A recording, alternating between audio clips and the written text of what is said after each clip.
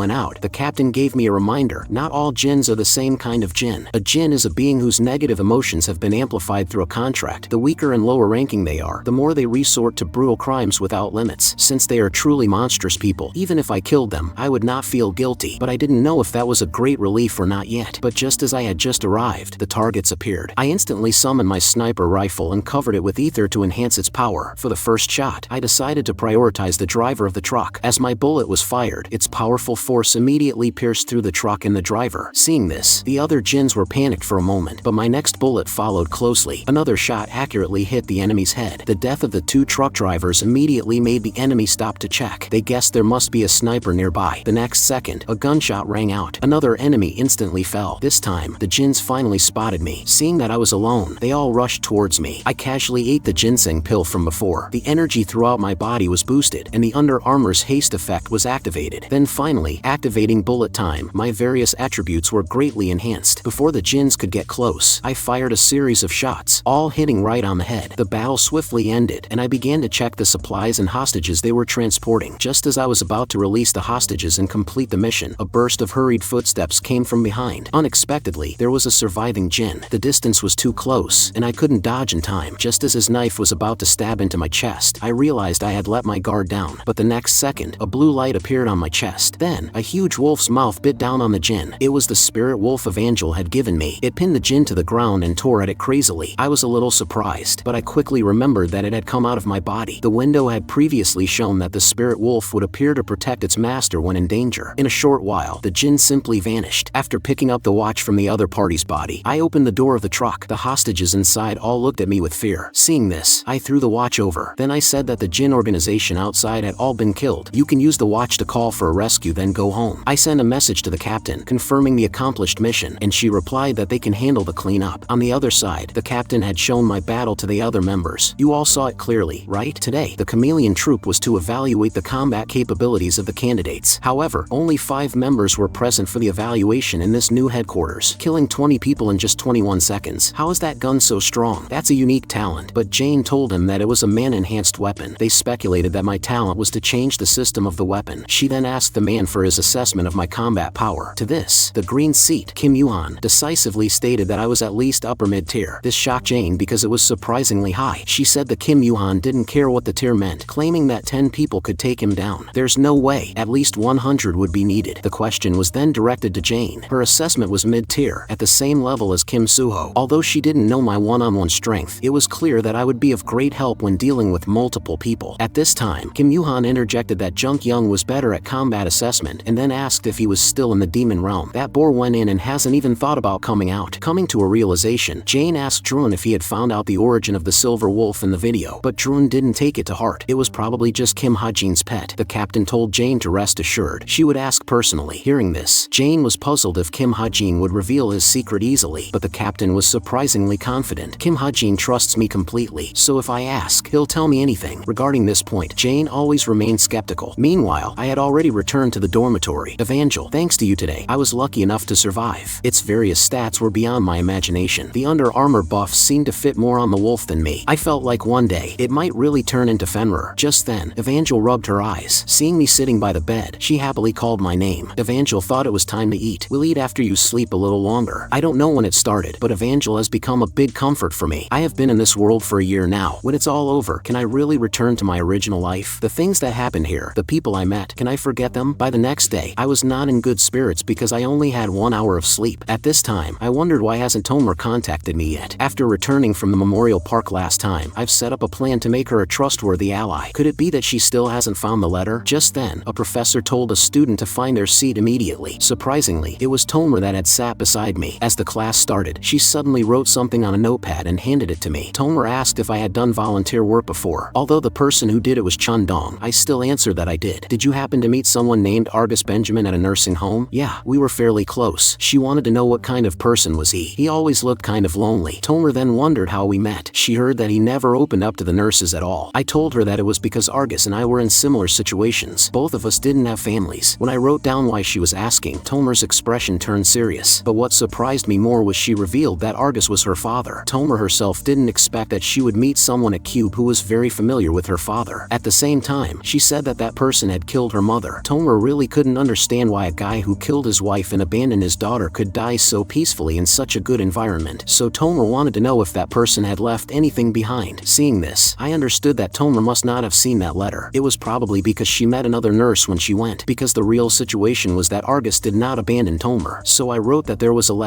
The moment she saw this sentence, Tomer immediately perked up. She quickly asked where it was. I then slowly wrote on the notepad that the address was at the Siaho Memorial Hall. Not long after the class ended, the teacher reminded everyone to prepare for the final exams. Tomer, on the other hand, suddenly stood up. Before leaving, she said that she would quit Cube today. As for the money, she promised that she would definitely pay me back. To this, I wasn't worried at all. It wasn't much to me anyway. Watching Tomer leave, I thought that she should be able to solve it herself now. Now that the matters at hand were basically settled, I planned to take a good rest this week. Unexpectedly, Chai Nyan suddenly appeared and patted my back heavily. She probably didn't feel it, but my back felt like it was caved in. At this time, Chai Nyan had a big smile on her face. She asked if I had forgotten about our promise tomorrow. She also reminded me not to be late. Hearing this, I was a little confused. I couldn't remember having any appointment with Chai Nyan. Seeing my confusion, she immediately understood that I must have forgotten. Then Chai Nyan reminded me that during the midterm theoretical exams, she had said she would treat me and Kim Suho to a meal. Hearing this, I finally remembered, but I had refused at that time, saying that it should just be the two of them. But Chai Nyan cleared it up, saying it was all of us together. At this time, Yona also said that all the members of the travel group would go together. I had no impression of their arbitrary decision. They continued, saying that they would go to the karaoke afterward. I was about to say that I didn't have time tomorrow, but unexpectedly, Chai Nyan suddenly reached out to fix my hair. This startled me, and she said my hair was a little messy. You better come that day, or I'll add you to the group chat. Later that night, Tomer finally arrived at the memorial hall. After a frantic search, she finally saw Benjamin's name, but when she got closer, Tomer was a little confused, because there were many flowers next to it. She casually picked up a flower, and on it was written from Kim Ha-jin, April 2024. Tomer understood that I came to visit Benjamin every year, and these flowers had also been magically processed, so they would not wither. That man not only died peacefully in a serene environment, but someone also came to bring him flowers every year. This kind of treatment made Tomer even more angry. The next second, she threw all the flowers to the ground. Having confirmed her father's death, Tomer instantly lost her purpose. Her struggle now seemed so pointless. But Tomer remembered the letter I mentioned. She picked up the letter. The letter was addressed to my daughter. As I write this letter, I'm overwhelmed with mixed emotions. A part of me hopes you never read this and another hopes you do. And I wonder what you'll feel when you read this. I know no words can heal your wounds, but letting you live your whole life in doubt is not what a father should do. My wife, your mother, was consumed by a jinn and sold her soul. It turned out that many years ago, one day, Benjamin anxiously found his daughter. Tomer was being led by her mother to go to an amusement park, so Benjamin quickly suggested that his daughter go home with him. Benjamin just said that daddy and mommy had something to talk about. Knowing that she had been discovered, the woman didn't say anything. After sending Tomer back to her room, Benjamin questioned his wife. Was she planning to sell their daughter to a jinn? So what if I am? She even directly laid her cards on the table and said that if she could become stronger than now, she would do even more excessive things, and their daughter would understand. Benjamin was shocked at her words. The woman pushed Benjamin away and then went to call Tomer to come out and play, but she didn't know that Benjamin had no intention of continuing this. He won't let her harm his child. Benjamin's body moved uncontrollably in an instant. In the end, he still attacked his wife, but it happened so suddenly, and Tomer also came downstairs. He couldn't let anyone know that his wife had become a jinn. Tomer would get punished by association if that happened, so Benjamin told her to go outside for help. As for the reason, Benjamin directly said that he had killed Tomer's mother. Tomer couldn't help but be in tears as she continued reading the letter. I hoped you would go to K-Country and live a stable life, so I gave everything I had to a friend and asked him to take care of you. But years later, when I came to K-Country, you weren't there. I tried to find you, but I couldn't find either you or my friend. She then crumpled the letter and was about to throw it away, but she soon found that there was something else in the letter. It was the birthday watch Tomer had given her father. It was the same color as the brooch her father had given her on her birthday, and in the envelope was a brooch and a watch. Meanwhile, back at the dormitory, Evangel and I said goodnight to each other. Just as I closed the door, my watch happened to receive a new message. It was a thank you from Tomer. After this text message, Tomer completely disappeared, but she always insisted that she would give me the money. After all, the magic contract had still not been forcibly broken. Although I had no news of Tomer after that, I always had a premonition in my heart that when we meet again, she will definitely become a very reliable ally. Inside the Handgun restaurant, the most high-end place in K-Country, the food inside tasted even better than I had imagined. Chai Nyan told me to look forward to the oncoming food. I was dumbfounded at the softer tone in Chai Nyan's voice. Today's gathering reminded Chai Chai Na-eun of eating together in Gwangyang City. She also said that thanks to the training there, she hadn't lost a single battle since she came back. Didn't you lose to Rachel? To this, Chai Na-eun immediately retorted that it was a draw, not a loss. While eating and chatting, Shin Jong-hak called out Kim Soo-ho. He wanted to know how Kim Soo-ho was preparing for the final exams. Kim Soo-ho said he did just enough and returned the question to Shin Jong-hak, but he confidently said that he never needed to prepare. He thought that someone like Kim Soo-ho who needed to work hard could never understand. I was surprised at how well they were getting along. If it were according to the original work, the relationship between Kim Soo-ho and Shin Jong-hak should have been very intense. Now it has deviated a lot from the original work, but my thoughts were interrupted by the delicious food. Every piece of meat melted in my mouth. Just as I finished one piece, someone immediately handed me another plate. It was Chai Na-eun, gesturing with her eyes for me to eat more. I wondered if this change in her attitude was because I gave her the time capsule, but if it wasn't for that, did Chai Na-eun start to like me? As if sensing my gaze, Chai Na-eun turned to look at me. She thought I wanted more meat and immediately asked for a few more servings. Seeing this, I thought that Chai Na-eun probably just wanted to thank me for giving her the capsule. Soon after finishing the meal, our group went to sing. During that time, they live streamed the karaoke on social media. Without exception, they received a lot of praise. I naturally sang a few songs too. Compared to the others, my singing voice was surprisingly much better. Meanwhile, Chai Na-eun was still immersed in the afterglow of my singing. Yuyona understood what was happening. After all, I did sing very well. Just then, Yuyona's watch received a message. When Yuyona went outside, I greeted her by calling her buddy. Yuyona was clearly not impressed, and I had to explain that buddy also meant comrade. Then she told me not to joke and to quickly tell her what she was here for. I then handed her an envelope with something inside and asked Yuyona to help me make bullets by grinding the contents of the envelope. Hearing this, she said it was very simple. They hacked the highest level of magic craftsmanship, so there is nothing they can't make. Curiously, she found a tender green branch inside. Even if I ask, you're not going to tell me what it is, right? In any case, she took the envelope and agreed to help me make it. I then said I was leaving and asked Yuyona to tell everyone when she went back. I said that ever since I sang, Shin Jong-hak's eyes looked like he was going to kill me. Hearing this, Yuyona also understood the situation. Just as Yuyona was about to go in, she suddenly received a new message from the Violet Banquet. Master, I have something urgent to report. Yuyona's subordinate informed her that they had discovered a suspicious incident while investigating Kim Ha-jin. The people from Violet Banquet, through recent investigations, found that Kim Ha-jin was born during the Gwango incident, but the news about this incident had been completely covered up. However, while they were investigating this matter, an intelligence agent was attacked. Seeing this, Yuyona quickly asked about the agent's condition. Fortunately, the intelligence agent was not seriously injured. Knowing that the matter was not trivial, Yuyona had the people from Violet Banquet send her the information they had already collected. The investigation would be suspended for now. Everyone's safety was more important than intelligence. For Yuyona, the word Gwango was very familiar, and then she realized it was a word she had seen in her father's diary when she was a child. But at that time, she was still young and didn't understand the content of the diary. What made Yuyona remember it so clearly was because her father had scolded her for reading the diary. But if Kim Ha-jin was really related to the Gwango incident, Yuyona thought she could use this to properly repay her partner. Coincidentally, her father was on a business trip this week. Yuyona decided to check when she got home. She then was about to go back to the karaoke room, but turned around to see Chai Na-eun. Yuyona was curious why she had come out, but Chai Na-eun said helplessly that she had come out to call her because she wasn't coming in. But from Chai Na-eun's looking around, Yuyona immediately told her that I had already gone home. Hearing this, Chai Na-eun anxiously asked what was going on. Seeing this, Yuyona couldn't help but laugh. Then she even teased Chai Na-eun. Yuyona really liked her dishonest and cute appearance. I have no idea what you are talking about. Time quickly came to the day of Jin-hyuk's, Yuyona's father's, business trip. Just as the butler was closing the door, Yuyona happened to come back from school. Her arrival was a pleasant surprise for the butler. However, the butler regretfully informed her that the master and mistress had already left. Yuyona told him not to worry. She was just here today to look at her father's study and check on a book. After arriving at the study, Yuyona went straight to her target. Even after a long time, she still remembered it was under the desk, and she lifted a translucent carpet off of the floor. Surprisingly, Yuyona found a locked safe with a password. She had to think of what to do next, since this wasn't here 10 years ago. Yuyona tried different combinations. Her own birthday, her mother's birthday. Both were wrong, but it only meant one thing: the combination of her birthday and her mother's. Sure enough, the combination lock opened with a click. To this, Yuyona was very happy. Her father's password was always like this. Inside was the diary that she was trying to find. The intelligence agent from Violet Banquet sent a new update. They compiled the information on Kim Ha-jin, and that I was also registered to an orphanage shortly after the Gwango incident. Seeing this information, Yuyona knew she was getting closer to the truth. Now she began to search for the word Gwango in the diary. After flipping a few pages, Yuyona quickly found it. Recorded on September 9, 2008,